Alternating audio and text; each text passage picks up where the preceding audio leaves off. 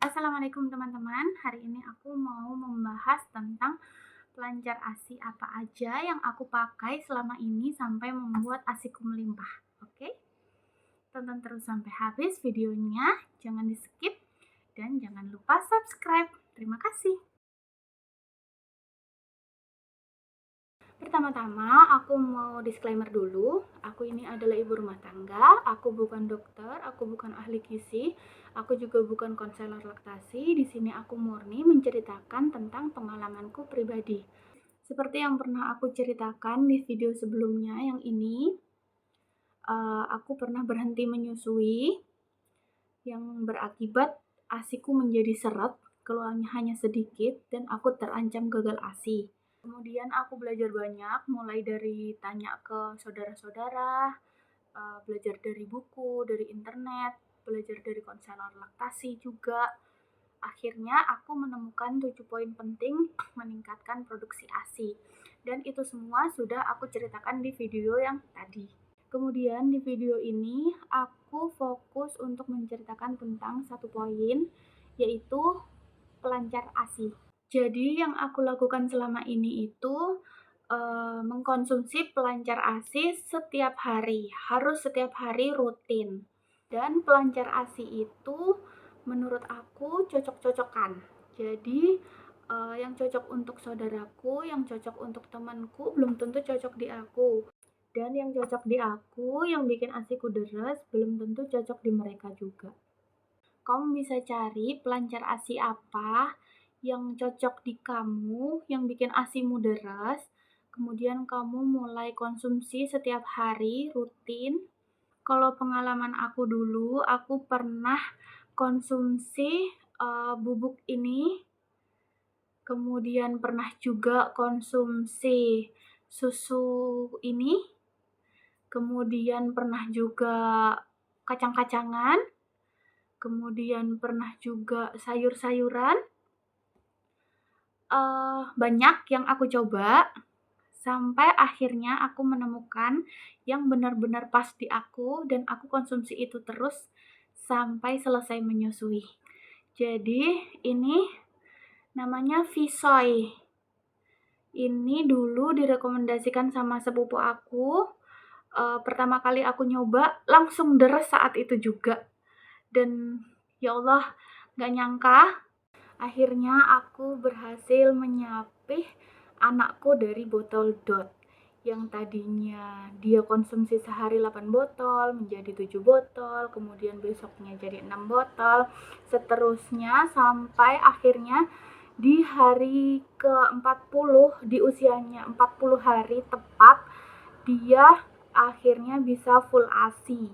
Ya memang prosesnya enggak langsung deras, cuman setelah aku konsumsi Visoy itu tadi, terus kerasa kayak mulai kenceng-kenceng, mulai berisi, yang tadinya sama sekali nggak menetes, ini aku merasa menetes, dan itu aku kayak, ya Allah, ini lampu hijau banget buat aku bisa berhasil menyusui lagi.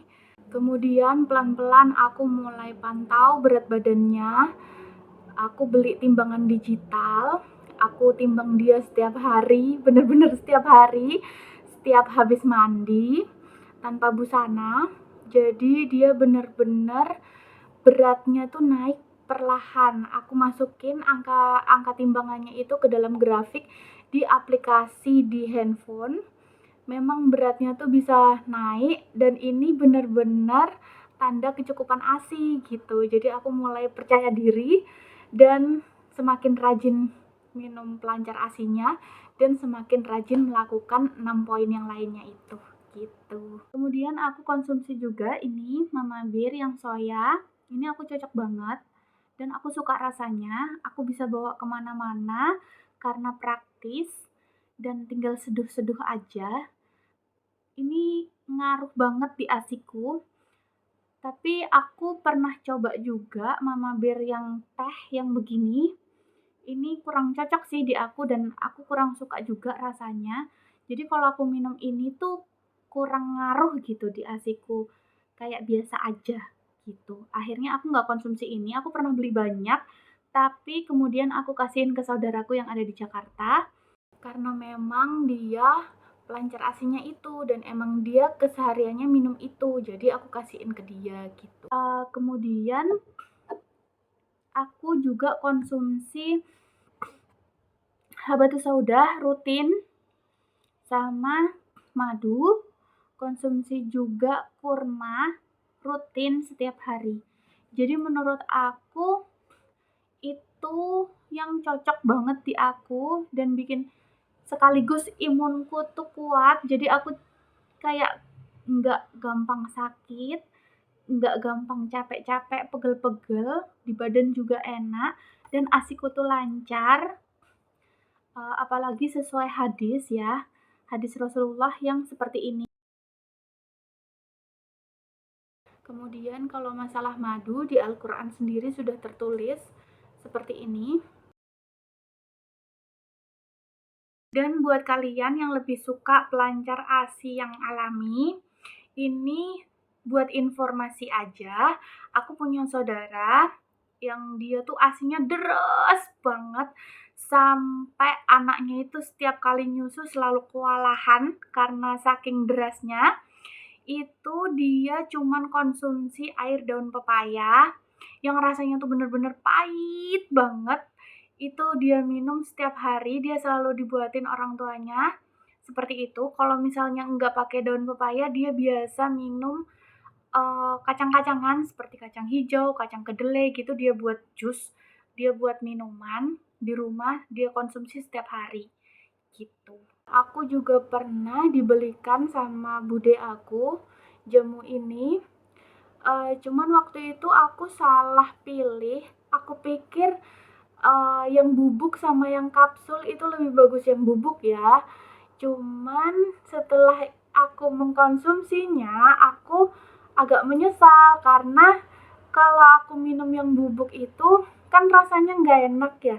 Jadi aku harus menahan rasanya yang nggak enak itu setiap hari, setiap kali minum gitu. Nah, sedangkan kalau yang kapsul kan dia nggak perlu kita rasakan, tinggal telan.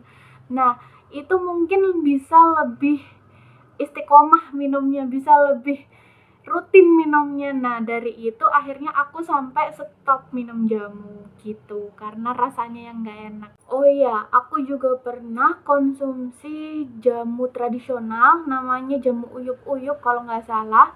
Itu aku beli di kios ini, kebetulan di daerahku deket sama kios itu, jadi aku bisa setiap hari beli.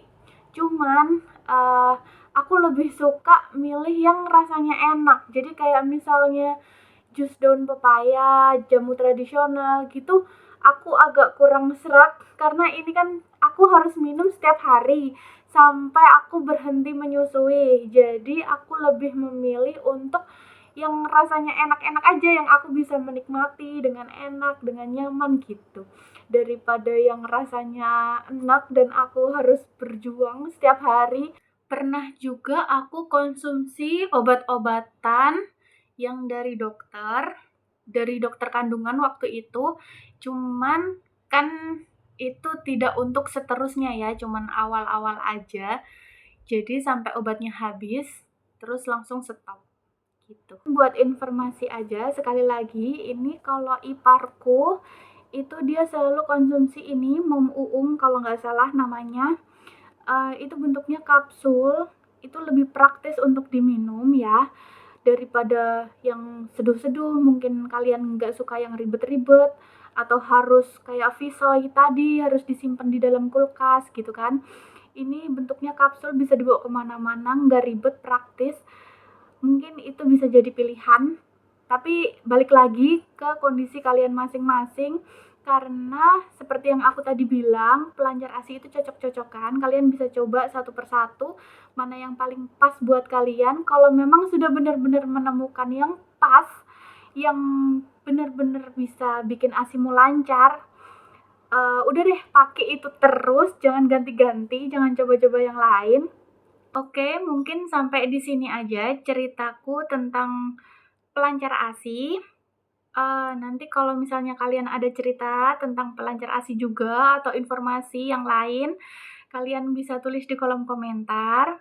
Terus kalau kira-kira video ini bermanfaat buat kalian, aku minta tolong klik like-nya. Sekian dulu dari aku, terima kasih udah nonton. Wassalamualaikum warahmatullahi wabarakatuh.